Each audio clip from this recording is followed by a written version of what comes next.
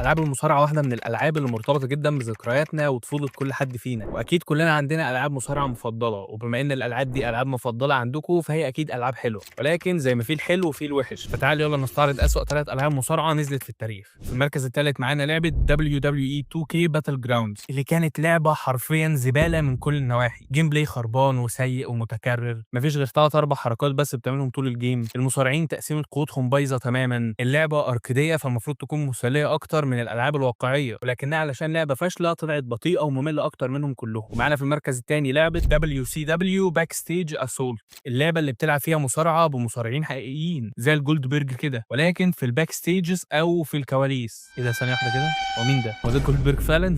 أعتقد أنتم مش محتاجين أسباب تانية غير ده أصلًا، ولكن لو أنتم عايزين أسباب أكتر فدي لعبة مملة ومتكررة والجيم بلاي والجرافيكس فيها بايظة تمامًا، حتى مقارنة بالألعاب بتاعة جيلها. ولو أنت مش مصدقني وبتقول دي لعبة قديمة فطبيعي تبقى كده، تعالوا بينا يالّا نروح للمركز الأول اللي فيه لعبة جديدة ولكنها هتسد نفسك عن الألعاب كلها. ومعانا في المركز الأول لعبة WWE 2K20، اللعبة اللي مليانة bugs وجليتشات من هنا للصبح، لدرجة إنها خلت شركة 2K بجلالة قدرها تلغي لعبة المصارعة اللي هتنزل السنة اللي بعدها عشان يحلوا كوارث اللعبة دي. أنت أكيد دلوقتي تعبت من كتر الألعاب الزبالة دي، فنصيحة مني روح شوف الفيديو الطويل اللي أنا لسه منزله على القناة عن أفضل 5 ألعاب مصارعة في التاريخ عشان تفتح نفسك كده شوية، هاسيب لك اللينك تحت.